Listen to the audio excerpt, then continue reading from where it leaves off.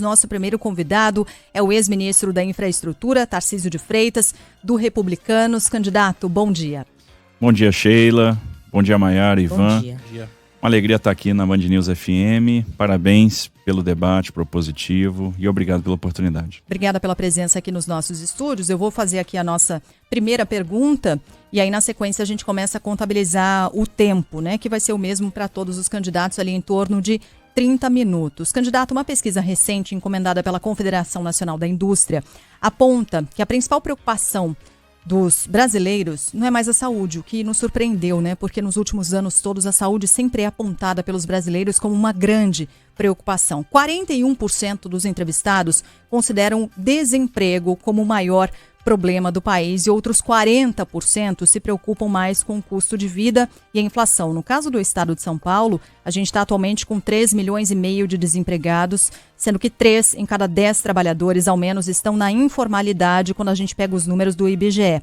Bem, o que fazer para evitar que esse número cresça, mas mais do que isso, garantir estabilidade ao trabalhador e que plano o senhor tem para estimular a geração de empregos e também qualificar essa mão de obra? Bom, observe que o Brasil passou por crises muito severas e está saindo bem. Hoje é o único país no mundo que está crescendo, está gerando emprego e está reduzindo a inflação. São mais de 4 milhões e 700 mil empregos formais gerados de 2020 para cá. E mais de 14 milhões de pessoas têm, entre formais e informais, tiveram seu emprego de volta, sua atividade de volta. O desemprego, que já esteve na casa dos 14,6%, hoje está na casa dos 9,4%. E tendendo a cair dos 9%, que é o melhor resultado em mais de 10 anos. Então, observe que não só o bolo está sendo dividido, como é a questão do Auxílio Brasil, né, dos benefícios sociais, como também ele foi aumentado. Uma coisa que a gente tem que perceber, nunca se criou tanta empresa e nunca se criou tanto emprego num tão curto espaço de tempo. Isso tem muito a ver com as ações que foram tomadas, em especial com aquelas reformas que foram feitas na questão do Doing Business, na questão, por exemplo, da Lei da Liberdade Econômica. Para São Paulo, a geração de emprego é um dos pilares fundamentais do nosso plano de governo e a gente pretende mexer na questão do emprego, ou seja, gerar emprego em cima de 6 alavancas. A primeira é o aumento da oferta de energia, da energia barata, utilizando principalmente o marco do gás, os resíduos sólidos e o ciclo da cana, além da energia fotovoltaica. O segundo é o crédito para o micro e pequeno empreendedor, né, fazer com que esse crédito chegue na ponta, e para chegar na ponta a gente vai precisar de fundo de aval estatal, parceria, articulação com o Sebrae, para que esse crédito seja orientado a bons projetos, né, para que o pequeno realmente possa ter acesso a esse dinheiro, né. O exemplo é o Pronamp. O Pronamp veio com um fundo de aval estatal, que foi o FGI, e a gente pode fazer isso via Desenvolve São Paulo, em articulação com o sistema financeiro, com as cooperativas de crédito e com o Sebrae. Terceiro, a questão tributária. Eu acho que é uma das mais relevantes no estado de São Paulo hoje. O estado sofreu com o aumento da carga tributária, 26% de aumento de ICMS per capita de 2019 para cá, vem perdendo competitividade, ele não está conseguindo enfrentar a questão da guerra fiscal. E a gente precisa rever a política de substituições tributárias, a política de devolução de crédito ICMS e as alíquotas de ICMS para que a gente possa devolver competitividade para o estado de São Paulo. A quarta alavanca é a alavanca da infraestrutura. Embora a infraestrutura do estado seja de boa qualidade, há espaço para crescer, há espaço para a gente ter mais ferrovias, há espaço para a gente melhorar rodovias, eliminar pontos de estrangulamento, fazer obras que precisam ser concluídas, como o Rodoanel, como o contorno de Caraguatatuba, como o contorno de São Sebastião, né, como duplicações importantes como Itapetininga, Ourinhos e por aí vai. Investir mais na aviação regional, né, no transporte metroferroviário para que a gente ganhe produtividade, principalmente aqui na capital São Paulo. Então há espaço para a gente crescer na infraestrutura. Quinto é a questão da capacitação profissional, utilizando sobretudo as ETECs e FATECs para que a gente tenha uma formação profissional orientada a vocações econômicas de cada uma das regiões. E sexto, a desburocratização, ou seja, uma dose forte de governo digital. Então essas são as linhas para que a gente possa gerar emprego. O senhor falou do ICMS, e aí eu vou colocar outras variantes aqui nesse assunto, candidato, custo de vida, inflação. Recentemente muitos estados estão indo ao Supremo Tribunal Federal contra essa decisão recente do governo, né, de diminuir ou limitar o ICMS em alguns itens essenciais. Eu queria saber, do ponto de vista de alguém que pretende sentar na cadeira de governador, o que o senhor acha dessa decisão do governo federal, antes de eu entrar aqui em outros assuntos ainda envolvendo a inflação? Olha, o governo federal tinha que fazer alguma coisa para combater custo de vida. E não foi só o governo federal que fez isso. Vários governos de países fizeram isso também. Então o governo soltou uma PEC com aumento de benefícios sociais, né? Foi, alguns chamaram de PEC kamikaze, mas foi uma PEC de bondades, né? Uma PEC para combater a inflação e resolveu combater de frente a questão do imposto do ICMS. E está sendo efetivo. A inflação deve cair em primeiro lugar no Brasil. A gente deve fechar o ano com a inflação em torno de 6,5%, menor que nos Estados Unidos, menor que nos países da zona do euro, né? Menor do que no Reino Unido. Então isso é extremamente relevante. O Banco Central foi o primeiro a subir juros, deve ser o primeiro a baixar juros. Isso também é uma coisa super importante. E o tratamento que o governo deu para a questão do ICMS foi fundamental, porque a gente não podia tributar como serviços que são essenciais como supérfluos, e era o que vinha acontecendo. Então, os impostos sobre produção são impostos ruins. O IPI é um imposto ruim e o governo baixou 35%. E, no entanto, a arrecadação do governo federal vem subindo. O ICMS sobre combustíveis, sobre energia, tributado no patamar que era, também é ruim. Então, a limitação é bem-vinda.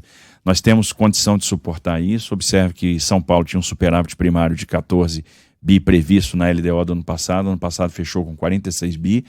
Tem fôlego financeiro e quando a gente alivia o setor produtivo, o dinheiro que sobra vira investimento, vira compra de insumo, vira contratação de pessoas. A gente está percebendo isso porque estamos gerando mais empregos, né? O Brasil como um todo vem crescendo, as revisões, as expectativas de crescimento são todas favoráveis, está todo mundo revendo conta para cima. Eu acho que é um caminho importante que precisava ser dado. E uma coisa interessante, o custo das medidas de alívio da inflação no Brasil foi de 0,5% do PIB, diferentemente do que aconteceu na maioria dos países em que o custo ficou na casa de 1% e 2% do PIB. Então o Brasil está sendo muito eficiente na questão do combate à inflação. Num olhar mais macro, né, candidato? Quando a gente olha no micro, a gente ainda vê os alimentos muito caros, né? Ainda que a inflação diminuindo, mas puxando bastante a inflação, 15% nos últimos 12 meses. A gente tem esse retrato mais recente dos 33 milhões de brasileiros que estão ou com fome ou em situação de insegurança alimentar. Aqui em São Paulo a gente tem a cesta básica mais cara do país. Vimos hoje, inclusive, uma publicação sobre o Cinturão Verde aqui do estado, né? Os produtores estão sofrendo muito, com questões climáticas, mas tem caído muito a produção por causa disso. Então, alimento mais caro, produção menor, cesta básica cara, tudo no mercado mais caro. Existe o que fazer? Quer dizer, qual o papel de um governador numa situação como essa, né? O senhor citou aí algumas medidas em âmbito federal, mas para o estado, é possível que o eleitor de São Paulo possa sonhar com um produto mais barato ou com uma oferta maior de alimentos? Sem dúvida, eu acho que quando a gente fala, por exemplo, em melhorar a logística, a gente está visando ter o elemento mais barato. Além disso, vamos olhar muito a questão do agronegócio. O que é importante para o nosso agro, né? Primeiro, a redução de tributos, que também vai impactar o nosso produtor, né? Os produtores sofreram com aumento de tributo, nós tivemos aumento de ICMS de insumos para a produção, né, no período da pandemia, que foi uma crueldade. Então esses impostos que foram aumentados, eles vão ser diminuídos. A gente precisa de um programa paulista de agricultura de interesse social efetivo, né, que faça o link, por exemplo, do pequeno produtor. São 188 mil pequenos produtores em São Paulo, com renda, 40% deles com renda até 2 salários mínimos. Então é importante que a gente garanta a renda, faça o link com o programa de merenda escolar, né, que eles contem com a nossa assistência técnica, com a questão do auxílio à regularização fundiária, à regularização ambiental, com todo o reavivamento, o renascimento da estrutura de suporte, com as casas de agricultor, com centros integrados, né, de assistência técnica, né, o Centro de Assistência Técnica Integral, para que os nossos pequenos produtores possam ter realmente fôlego e combater a questão da falta de segurança hídrica, para que a produção de fato aconteça e a gente não sofra tanto com eventos climáticos, né? Então, a gente percebe que os produtores de Indaiatuba sofrem, os produtores de Itu, de Salto, de Ourinhos, e essa questão da segurança hídrica precisa ser atacada com prioridade. Candidato, inclusive essa pergunta, né, sobre inflação foi até enviada pelo nosso ouvinte, o Marcos de Santo André, aqui da região metropolitana. Mas agora eu vou chamar a atenção para fora da região metropolitana. São mais de 24 milhões de habitantes aí no interior do estado. E por isso a gente chamou, né, convocou os repórteres e apresentadores das praças no interior de São Paulo da Band para fazer as perguntas. A gente começa por Campinas, de onde fala Gustavo Gimenez, repórter e apresentador.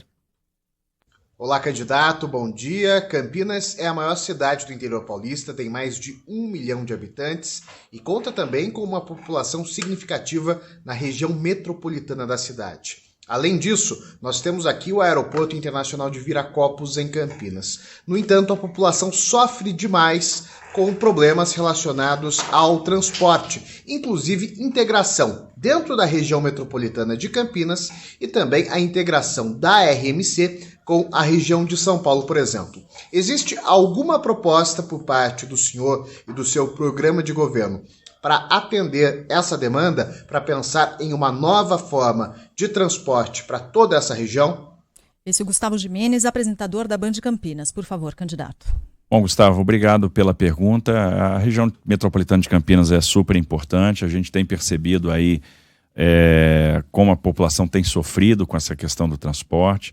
A primeira questão é o trem intercidades, né? Campinas-São Paulo, é fundamental que ele saia do papel. Tem tudo para sair do papel, não tem mais justificativa para que ele não seja licitado. O fundamental para que a gente baixasse o custo de investimento e tornasse esse projeto viável já foi feito, né? Que foi a renovação da Malha Paulista, do contrato da Malha Paulista, que nos dá ali um espaço de faixa de domínio e superestrutura ferroviária para ser utilizado.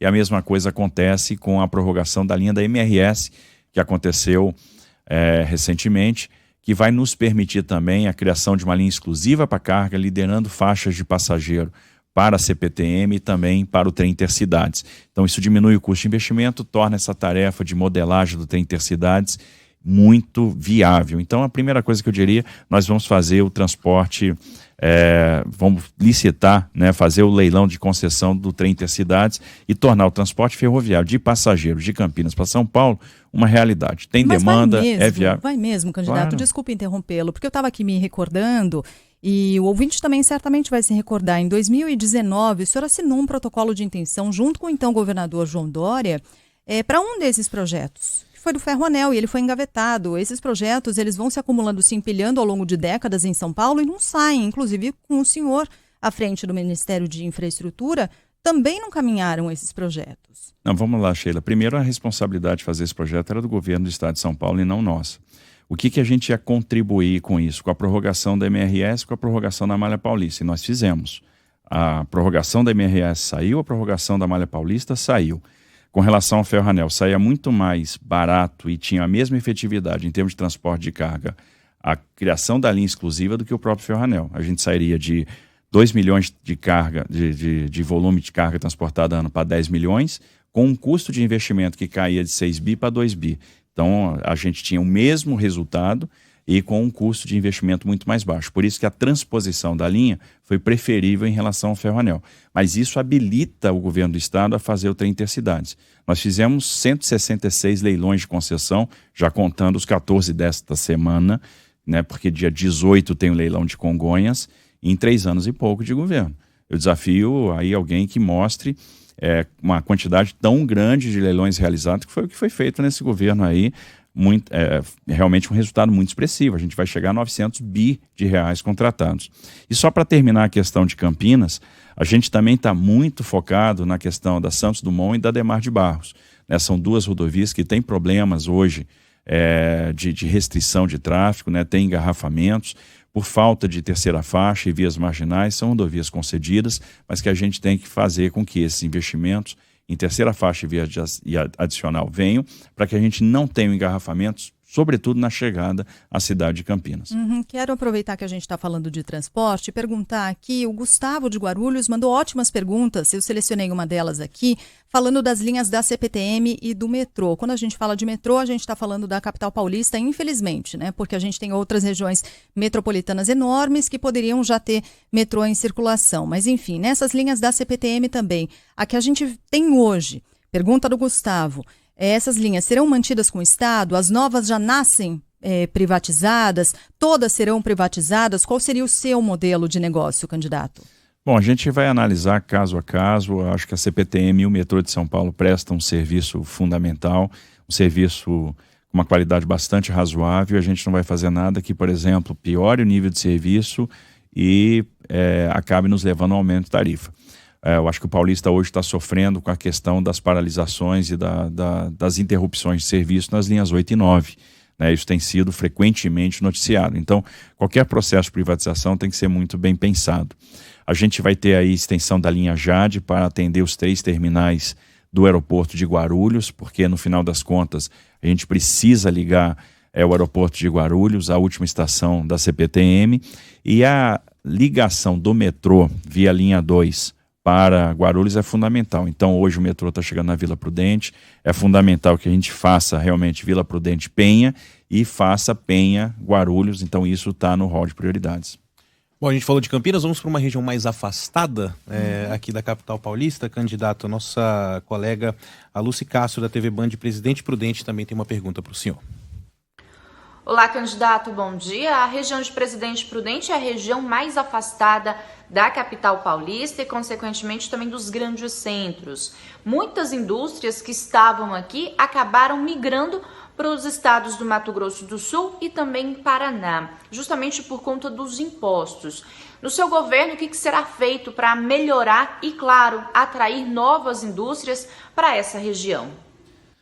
Bom, Lucy, olha só, o oeste de São Paulo tem sido esvaziado realmente e virou a terra da pobreza, do presídio e do pedágio. Né? A gente tem que fazer com que seja a terra da prosperidade, da promoção ao desenvolvimento, da prioridade. O desequilíbrio regional, né, só se combate com incentivo regional e a gente pretende realmente vir com essa carga de incentivo regional. Então, incentivo na questão do crédito, incentivo na questão dos impostos. Presidente Prudente, por exemplo, tinha 12 frigoríficos, hoje tem 2 e perdeu muitos negócios para o Paraná e para o Mato Grosso do Sul.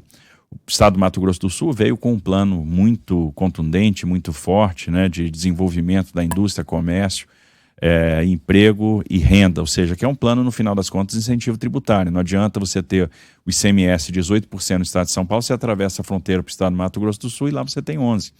Né? Você tem, por exemplo, 3 Lagoas com uma série de incentivos roubando negócios aí do Oeste. Então a gente vai dar um incentivo regional para que a gente possa trazer negócios de volta para essa região.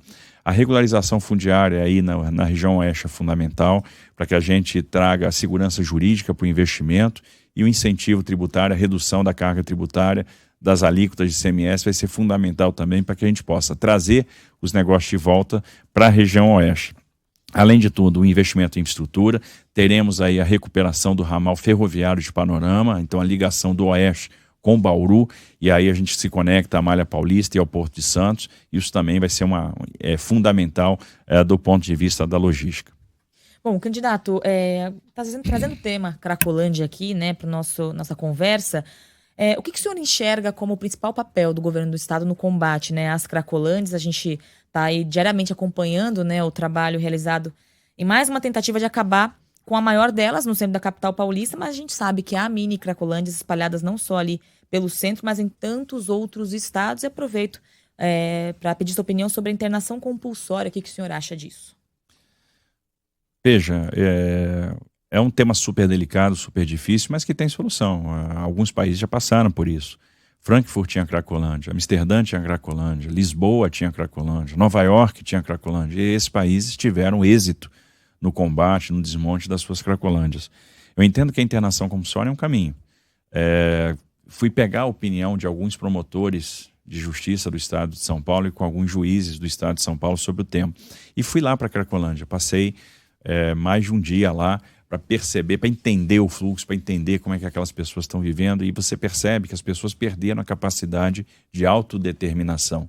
Elas precisam ser ajudadas e muitas vezes, se você oferecer ajuda, elas não vão querer. Então, estabelecer uma relação de confiança com aquela pessoa, com a família daquela pessoa é fundamental. E a Cracolândia só vai ser resolvida se a gente tiver a capacidade de unir o poder público estadual com o poder público municipal e conciliar políticas públicas. A política de saúde para fazer o tratamento do dependente químico, né? A gente precisa um programa para isso, né? O fortalecimento de um programa de renascimento, né? Onde a gente possa restabelecer a capacidade dessas pessoas, afastar essas pessoas às vezes do centro da cidade, levar para o campo, para que elas mudem o cenário e possam voltar reabilitadas. Um programa de assistência social que ofereça a porta de saída, que é a reabilitação profissional, a capacitação profissional. Muitas delas já trabalharam com carteira assinada em algum momento na vida e precisam ter essas competências reavivadas. A política de habitação, porque ninguém está consumindo droga, está indo para a rua para consumir droga, as pessoas estão consumindo droga porque estão na rua, então ter um teto é fundamental. Então uma política de habitação que seja efetiva, onde a gente aproveite os espaços urbanos que nós temos no centro da cidade, que a fixação da pessoa que mora no centro é fundamental, e tem muita área ociosa no centro, passível da construção de habitação de interesse social. A política de segurança pública, para impedir o trânsito livre de traficantes no centro da cidade, e a reabilitação do centro. A reabilitação dos centros das cidades são fundamentais para a gente combater esse tipo de movimento, porque aí as pessoas voltam a circular, a segurança pública se torna efetiva, os negócios funcionam até mais tarde e a gente aproveita a mão de obra da própria Cracolândia, essa pessoa que foi reabilitada, que vai ganhar um emprego, vai ganhar uma esperança. Vamos seguir ainda falando sobre um dos aspectos que envolvem a Cracolândia, que é o da segurança pública, para acionar e continuar movimentando nossa equipe de jornalistas espalhadas pelo estado de São Paulo. Já conversamos aqui, ouvimos as perguntas dos nossos colegas da Band Campinas, também da Band Paulista Presidente Prudente, agora acionando a Band Vale. Pergunta que chega com a jornalista Bianca Góes. Olá, candidato. A região metropolitana do Vale do Paraíba e Litoral Norte é formada por 39 municípios e uma população estimada em 2,6 milhões de pessoas. Taubaté está entre as cidades mais violentas aqui da região do Vale do Paraíba e só no primeiro semestre deste ano foram registrados mais de 200 homicídios. Qual a proposta para combater a violência aqui na nossa região e mudar este cenário? Observe o seguinte, o problema do Soraya, né? O problema do... Bianca, desculpa, perdão. O problema do Vale do Paraíba está muito relacionado à falta de efetivo policial. Então a gente precisa, primeiro, se integrar aos municípios, ampliar o monitoramento, né, que a gente vai fazer nas cidades. Algumas cidades avançaram bastante nessa questão do monitoramento, outras nem tanto. É fundamental fortalecer os CONSEGs, fortalecer as guardas civis metropolitanas e aumentar o policiamento ostensivo. Esse aumento do policiamento ostensivo vai se dar com o combate à evasão.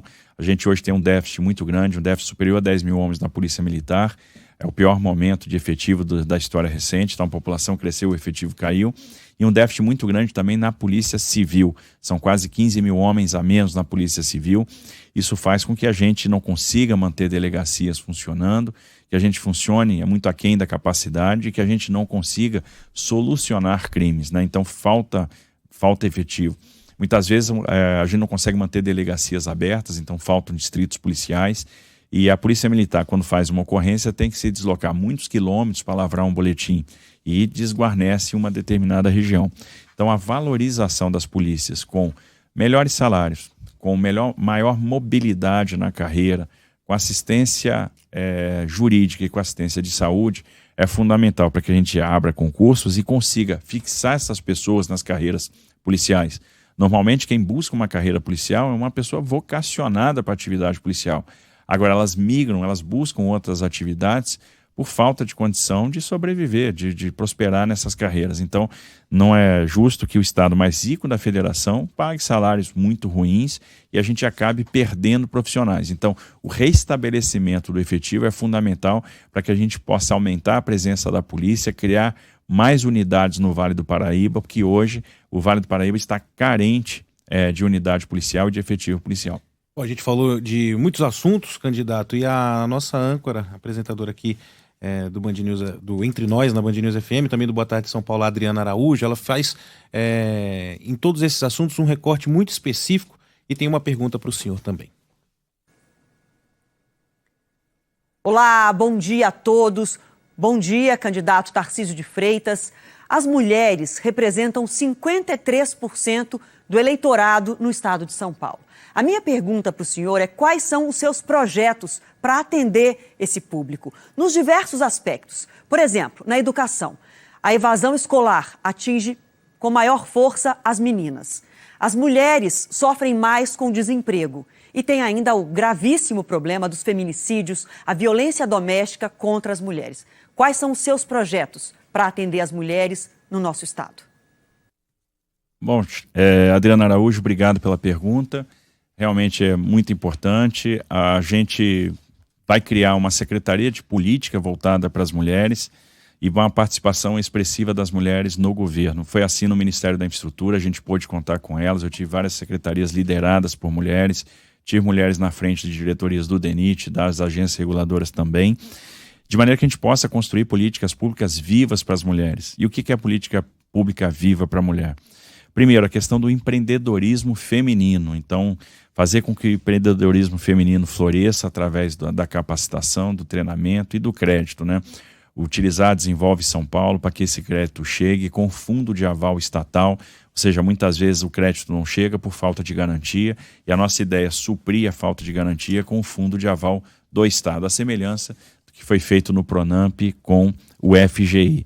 Então, as mulheres terão a prioridade na questão do crédito, na questão do empreendedorismo. Segunda questão, combate à evasão escolar por meio de política de transferência de renda. A gente entende que as políticas de transferência de renda no estado de São Paulo para combate à evasão ainda são muito tímidas. A gente utiliza um orçamento que é inferior a 600 milhões de reais dentro de um bolo de quase 50 bi, que foi o superávit do ano passado.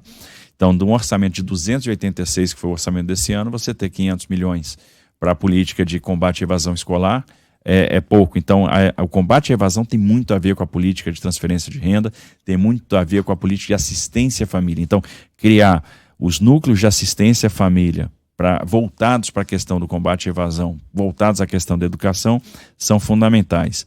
A política de segurança para as mulheres é fundamental. São Paulo hoje tem 134 delegacias da mulher, no entanto, só 11 funcionam 24 horas. Então, a gente precisa combater a questão da violência contra a mulher, mobiliando essas delegacias, fazendo com que mais delegacias funcionem 24 horas. A gente quer que as 134 funcionem 24 horas e funcionem com policiais mulheres, para que as mulheres se sintam à vontade de ir na delegacia. Também, junto ao judiciário, a gente quer fazer o monitoramento dos agressores, o monitoramento dos criminosos, e tem uma questão fundamental para que a mulher possa trabalhar. Embora a educação sob responsabilidade do governo federal, do governo estadual, seja o Fundamental 2, seja o ensino médio, o ensino superior, a gente vai atuar muito na questão da primeira infância, da educação infantil, com as creches de horário estendido e o combate ao analfabetismo. É importante que a creche, que a gente tenha 100% de creche, 100% de disponibilidade de vagas, para que as mulheres possam trabalhar e no horário estendido, para que elas possam ter tranquilidade com relação ao horário de trabalho, horário de transporte e também com a sua capacitação, que é fundamental. Isso a gente vê nas comunidades, por exemplo, a figura das crecheiras, que pela falta de alternativa, as crianças acabam ficando com uma pessoa na comunidade que olha as crianças para que as mulheres trabalhem. Mas isso pressupõe falta de vaga de creche e nós vamos atuar muito nessa direção. O senhor falou agora, né, mencionou educação, mas mais voltado para as mulheres, e eu aproveito para trazer esse tema que é muito abordado aqui pelos nossos ouvintes em perguntas, em especial o ouvinte Flávia, que manda algumas perguntas. Eu queria falar sobre o mais recente levantamento, né, divulgado pela Secretaria Estadual de Educação, apontando que os alunos do ensino médio em São Paulo tiveram o pior desempenho na história no ano passado. A gente tem aí uma defasagem de 6 anos no aprendizado desses alunos, e de que maneira o senhor pretende recuperar a situação desses estudantes aqui no estado? Vou emendar com a pergunta do Ricardo, nosso ouvinte, que mandou para cá. Qual o seu plano de governo para a educação no estado? Planeja realizar concursos para sanar a defasagem de profissionais no atual quadro? Então vamos lá. O que era ruim ficou pior, e quem disse isso não fui eu, foi o secretário de Educação, Rocieli, né, que esteve à frente da Secretaria de Educação nos últimos anos. De fato, é muito ruim o fato de você ter 90% dos alunos terminando o ensino médio sem proficiência em português, sem proficiência em matemática. Ou seja, 90% dos alunos estão saindo sem saber resolver uma equação do primeiro grau. Isso é grave porque se a gente não der ferramenta, a gente não está dando perspectiva. A gente precisa preparar esses alunos para o mercado de trabalho. Então, primeiro, a gente tem que combater aquele prejuízo da pandemia, a gente vai combater em cima da evasão escolar, com política de transferência de renda, assistência às famílias, recuperação daqueles conteúdos perdidos e usando a mescla do ensino presencial com o ensino à distância. Para isso a gente precisa de escolas que sejam conectadas. Investir na infraestrutura escolar é fundamental. Pretendemos sim fazer concurso para professor e renovar a carreira de professor e a carreira de diretor. Por mais que a carreira de professor tenha sido revisitada recentemente, né, a gente tem uma nova legislação, um novo plano de carreira para os professores, eu entendo que há oportunidade de melhoria e nós queremos fazer com que a mesma coisa que alguns estados já fizeram, que é tratar o dirigente da escola, o diretor da escola, como um executivo da educação, inclusive com bonificação financeira por resultado. Isso acontece hoje, por exemplo, no estado do Paraná, porque é o professor e o diretor que garantem o bom ambiente escolar, que afastam bullying, que garante frequência e performance. Frequência e performance são 2 indicadores fundamentais para a gente melhorar a educação. A gente tem que aproveitar a facilidade que nós temos hoje com a tecnologia de informação, onde conteúdos de altíssimo nível podem ser trabalhados, construídos e disseminados para todo o estado, e isso é uma forma de enfrentar o problema da desigualdade. Então, uma migração paulatina do livro didático para as plataformas. E os jovens estão muito aptos a aproveitar as plataformas. Nós temos que aproveitar também o potencial do novo ensino médio com itinerários formativos profissionalizantes e conjugar a escola de tempo integral, a formação profissional com o programa de aprendiz, para que a gente tenha o primeiro acesso ao mercado de trabalho subsidiado pelo Estado. Então, onde o jovem está fazendo seu ensino profissionalizante no contraturno e parte da semana ele já tem a primeira experiência profissional com a indenização, com alguns subsídios fornecidos pelo próprio governo do Estado. Então, isso também é uma coisa extremamente relevante para a gente melhorar a educação. Investir nas ETECs, nas escolas técnicas e nas FATECs, de maneira que a gente tenha disponibilidade de oferta de vagas e cursos voltados para as vocações econômicas de cada região. Se eu tenho uma indústria de calçado em Franca, em Birigui, em Jaú, eu tenho que formar o profissional de materiais, o profissional de design. Se eu tenho um polo metal mecânico em Sertãozinho, em Rio Preto, eu tenho que ter lá o profissional de mecânica, o profissional de eletricidade, o engenheiro mecatrônico. Então esse casamento é fundamental e, obviamente, a gente tem que ter professor em sala de aula, professor valorizado, com bons salários. O Estado de São Paulo perde para boa parte dos municípios no Estado em relação à valorização profissional e isso, obviamente, é uma fonte grande de desestímulo. Candidato Tarcísio de Freitas, do Republicanos, ex-ministro da Infraestrutura, abrindo aqui mais uma rodada de entrevistas com os candidatos ao Palácio dos Bandeirantes, conversou conosco. Candidato, muito obrigado, uma boa sorte na campanha, a campanha que começa agora e ao longo dessa semana teremos aqui também os outros postulantes ao cargo de governador do estado de São Paulo. Obrigado, viu, candidato? Eu que agradeço, Ivan, Sheila, Maiara e todos que participaram dessa entrevista. Parabéns à Band News por estar participando ativamente desse processo eleitoral, promovendo aí o debate propositivo. Obrigada, candidato.